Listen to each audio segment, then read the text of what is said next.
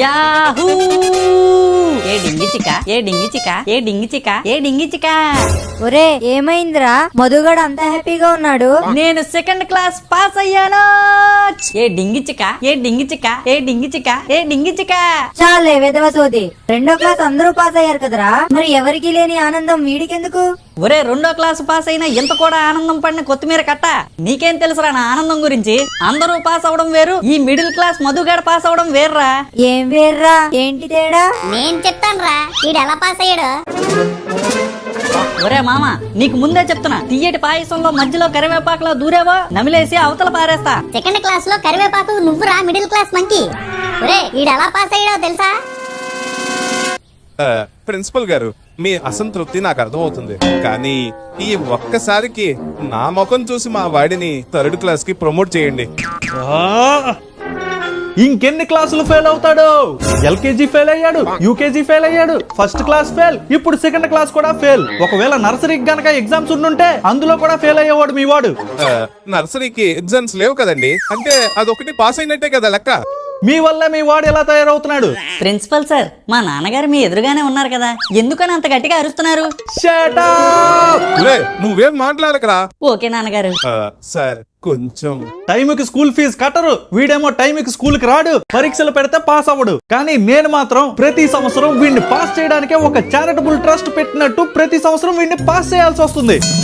పుణ్యమంతా మీకే సార్. ఈ పనికి మాలిన పుణ్యం నాకేం అక్కర్లేదు సార్. మీరు అలా అంటే మా వాడు ఒక సంవత్సరం వేస్ట్ అయిపోద్ది సార్. నేనా మీ వాడు సంవత్సరం వేస్ట్ చేసింది? నేనా? వాడే కదా చదవకుండా వాడి సంవత్సరాన్ని వేస్ట్ చేసుకున్నది. కొంచెం దయ చూపించండి సార్. సరే, ఇదే లాస్ట్ వార్నింగ్. ఈ ఒక్కసారికి మీ ముఖం చూసి వీడిని 3rd క్లాస్ కి ప్రమోట్ చేస్తున్నాను. యాహూ!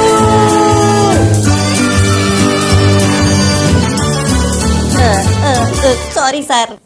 మీ ముఖం చూసి మాత్రమే ఇది చేస్తున్నాను. ప్రిన్సిపల్ సార్, నాదొక చిన్న small suggestion for you sir. ఏంటది? ప్రతి సంవత్సరం మా నాన్నగారు స్కూల్కి రావడం, మీరు అతను ముఖం చూడడం, నన్ను ప్రమోట్ చేయడం ఎందుకు సార్ అంత కష్టం? మా నాన్నగారి ఫేస్ టైట్ క్లోజప్ తోటి ఫోటో తీసుకొని మీ ఎదురుగా ఉన్న గాంధీ తాత ఫోటో పక్కన పెట్టించుకున్నారనుకోండి, దాన్నే చూసి నన్ను ప్రతి సంవత్సరం మీరు ప్రమోట్ చేసేయచ్చు. మీరు కానివ్వండి సార్.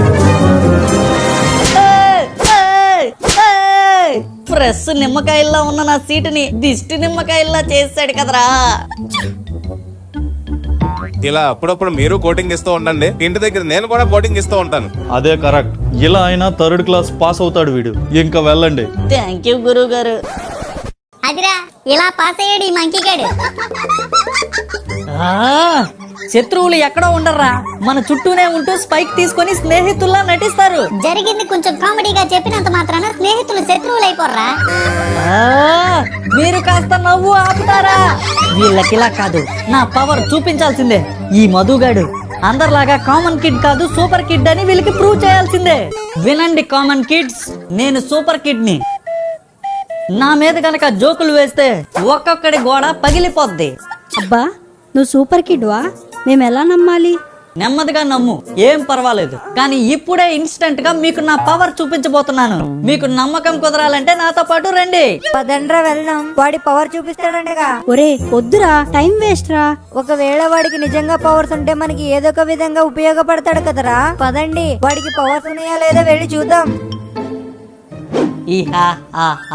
ఈ గోడ పొద్దున్నే కట్టారు, దీన్ని నేను గుద్దగానే విరిగిపోతుంది. అతడు సినిమాలో మహేష్ బాబు లాగా ఒక్క గుద్దుతో ఈ గోడని కింద పడేస్తా. ఈ కామన్ కిడ్స్ అందరూ నాకు నిజంగానే పవర్స్ ఉన్నాయని నమ్మేస్తారు. ఒరే, ఇక్కడికి ఎందుకు తీసుకొచ్చావురా మమ్మల్ని?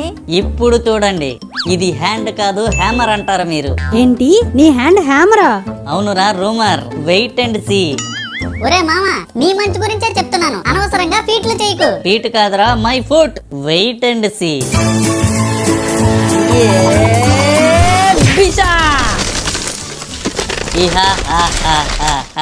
చూశారు కదరా, నేను కామన్ కిడ్ కాదు, సూపర్ కిడ్ ని. అయినా నేను సూపర్ కిడ్ నే.